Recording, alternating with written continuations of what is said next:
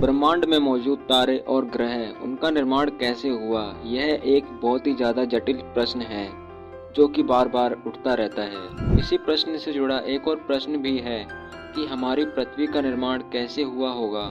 सदियों से चल रहे परीक्षण और खोजों से वैज्ञानिकों ने यह परिणाम निकाला है कि कैसे हमारे ब्रह्मांड का निर्माण हुआ होगा। पृथ्वी के निर्माण का इतिहास हमारे सौर मंडल के निर्माण के इतिहास से पुराना नहीं है। क्या हम पूरी तरह से यह जान सकते हैं कि हमारी पृथ्वी कैसे बनी होगी और इसका निर्माण कैसे हुआ होगा?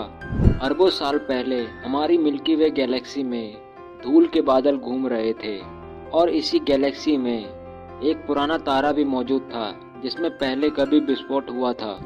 लेकिन तभी वह धूल के कण और तारों के अवशेष आपस में मिलने लगे, जिससे प्रकाश उत्पन्न हुआ और जल्दी ही धूल के कण और विशाल बादल एक गोले में बदलने लगे और गुरुत्वाकर्षण बल के कारण यह बड़ा होता गया।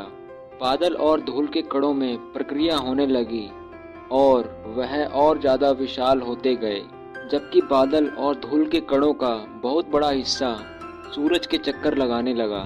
कालांतर में धूल के कण और बादल और पास आने लगे और ग्रह बनने की प्रक्रिया चालू हुई और जल्द ही यह धूल के कण और बादल ठोस आकार लेने लगे, जिससे आगे चलकर हमारी पृथ्वी बनने वाली थी।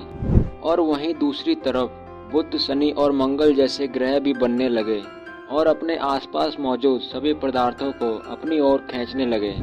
उस समय हमारी पृथ्वी से भी कई बड़े पत्थर टकरा रहे थे और उसके अंदर गिर रहे थे और हमारी पृथ्वी ने गोल आकार ले लिया। और इसी बीच एक बड़ी घटना भी हुई। पृथ्वी से एक विशालकाय उल्कापिंड टकरा गया। इस टकराव से हमारी पृथ्वी का एक विशाल टुकड़ा अंतरिक्ष में चला गया, जिससे हमारे चंद्रमा का निर्माण हुआ। अरबों साल बीत गए और धीरे धीरे हमारी पृथ्वी ठंडी होने लगी, लेकिन इसमें बहुत समय लगा।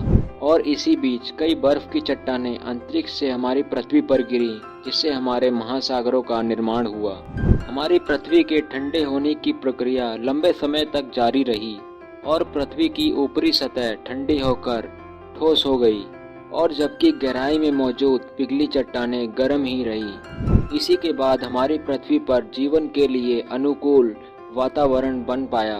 धीरे धीरे महासागर बना, महासागर से जंगल बने और जंगल से जीव जंतु, और जीव जंतु के बाद हम मनुष्य का विकास हुआ।